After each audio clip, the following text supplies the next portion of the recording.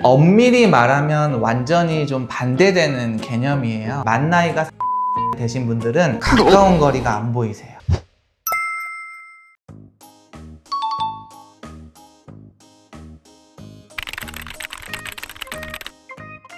이제 엄밀히 말하면 완전히 좀 반대되는 개념이에요.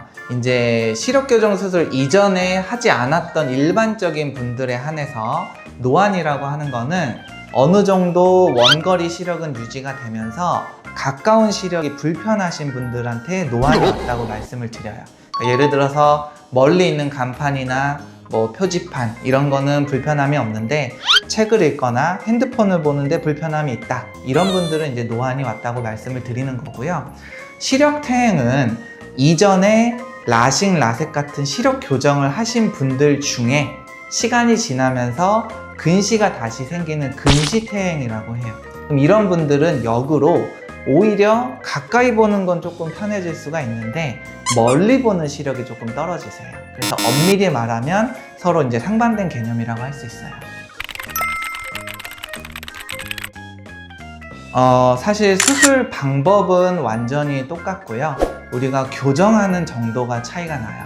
노안 수술은 어떤 분들한테 하냐면 만 나이가 39살 이상인 분들한테 하게 되는데, 그러면 왜 이런 분들한테 노안 라식을 하냐, 우리가 젊은 친구들 20대 초반 친구들처럼 양쪽 눈의 근시를 다 제거를 해버리면 만 나이가 39살이 되신 분들은 가까운 거리가 안 보이세요. 그러면 아주 어린 나이에 가까운 거리는 돋보기를 껴야 될 수가 있어요. 그래서 이런 분들한테는 어떻게 하냐, 한쪽 눈은 먼 거리 시력이 잘 보게 교정을 해드리고 한쪽 눈으로는 근거리 시력이 잘 보이게 교정을 해드리는 거예요. 이거를 우리가 노안 교정 라식이라고 합니다.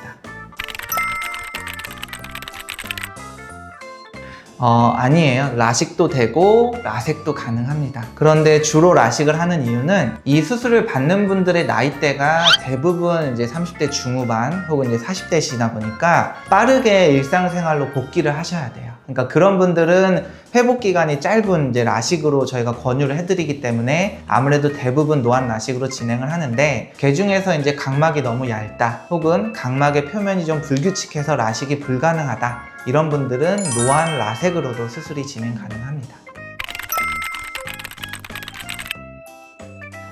기본적으로 노안 수술을 고민하는 분들은 이제 가까운 거리가 불편하신 분들이거나 혹은 이제 젊었을 때 안경을 끼고 생활하다가 이제 좀 안경을 벗어볼까? 이런 분들이 있어요. 그러니까 이제 노안 수술을 하게 되면 안경 없이도 먼 거리 시력도 잘 보고 가까운 거리 시력도 잘 보게 되는 장점이 있는 거죠.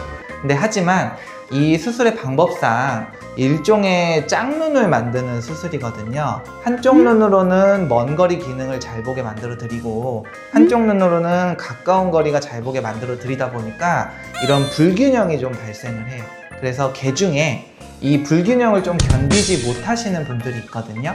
그게 단점이긴 하지만 수술을 하러 내원하신다면 저희가 당연히 검사 과정에서 이러한 불균형을 본인이 적응할 수 있는지 다 검사를 하게 됩니다.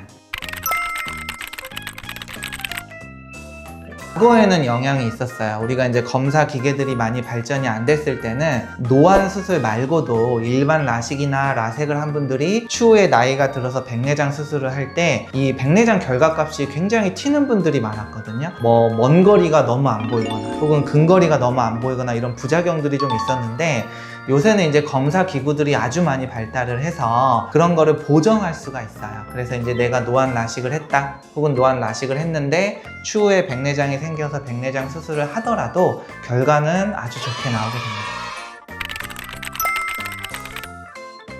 사실 이제 직접적인 방법이라기보다는 주로 눈이 좀 피로하게 되면은 노안도 좀 더 심해지기 마련이거든요. 그래서 우리가 일상생활을 할 때 피로도를 좀 낮출 수 있는 방법으로는 이 근거리 작업을 좀 많이 하시는 분들은 모니터를 보거나 할 때 장기간 보게 되면 눈이 피로해질 수밖에 없어요. 그러다 보니까 예를 들어서 장시간 작업을 하게 되면 30분에서 40분 정도 작업을 하고 10분에서 15분 정도 눈을 좀 충분히 휴식을 시켜주는 게 필요하고요. 그리고 눈이 또 이제 건조해지면은 피로도가 많이 오거든요. 그래서 내가 생활하는 주변 환경에 습도를 좀 올려서 건조증도 좀 관리를 해주시는 게 좋습니다.